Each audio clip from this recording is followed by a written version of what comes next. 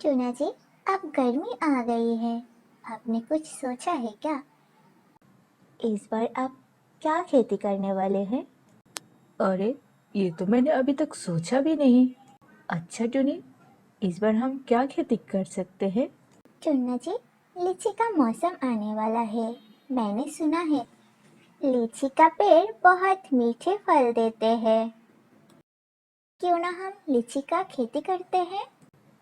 हाँ हाँ टुनी, मैंने भी सुना था। फिर और देर किस बात की? हमारे घोंसले के पीछे वाले जो जमीन है उसमें हम लीची का खेती का तैयारी करते हैं।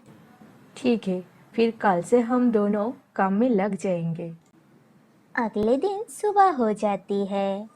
टुनी और टुना अपने खेत की तैयारी करने लगती है। चील आसमान में उड़ रहे थे।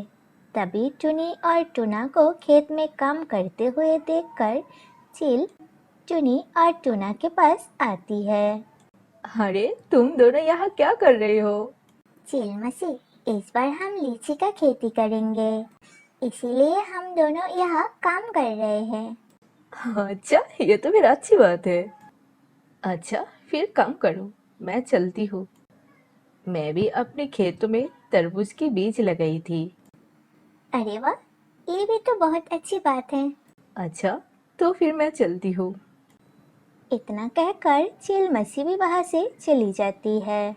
कुछ देर बाद बाहर तोता भी आ जाती है। टुनी चिड़िया, यहाँ क्या कर रहे हो दोनों? तोता बहन, हम दोनों यहाँ लीची के खेती करने की तैयारी कर रहे हैं। अरे हाँ, मैं तो पेड़ और पौधों का एक्सपर्ट हूँ।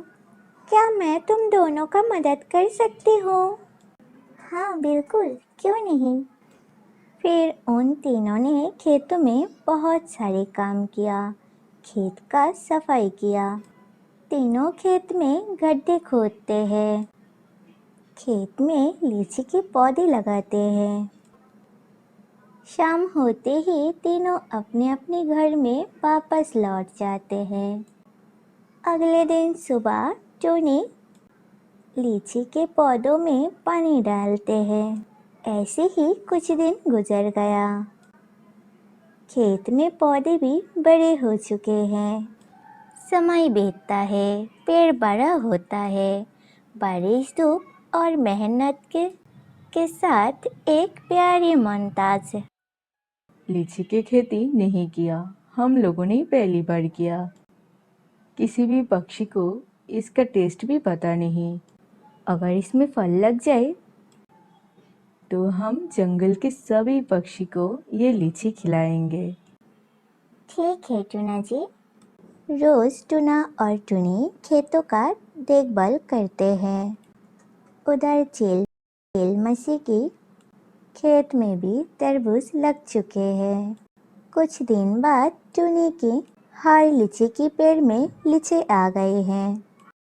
टूना जी, देखिए ना, कितने अच्छे अच्छे लीची आ गए हैं हमारे खेत में। आज मैं बहुत खुश हूँ। टूनी, चलो जंगल में चलते हैं और सभी दोस्तों को यहाँ बुला लेते हैं। आज हम हमारी तरफ से लीची का पार्टी देंगे। फिर टूनी और टूना जंगल में वापस चले जाते हैं अपने दोस्त को बुलाने के लिए। तभी कौवा और कवि टूनी और टूना के खेत के पास से गुजर रहे थे। उन दोनों के नजरों में टूनी की खेत दिखाई दी। अरे, ये लीची का खेत? यह लीची का खेती किसने किया? पता नहीं कौवा जी, मैंने भी तो आज पहली बार देख रही हूँ। आइए चलकर देखते हैं।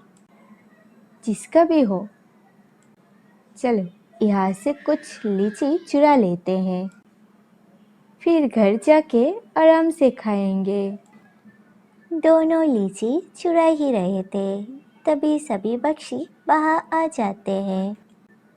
कौवा चोरी करता पकड़ा जाता है। कभी धीरे से बोली, थोड़ी सी लीची चाख लो। कबूतर कहते हैं, अकेले चाकना चोरी होता है। तुम टूनी से बिना पूछ के उसी के खेत से लीची खा रहे थे, इसका मतलब तुम चोरी ही कर रहे थे। कौवा शर्मा कर कहता है, माफ़ करना, अगली बार ऐसा कुछ नहीं करूँगा। फिर टूनी कौवा को कहती है, कोई बात नहीं कौवा भैया, मैं आपके घर गई थी आप दोनों को बुलाने, लेकिन आप बाहर नहीं मिले।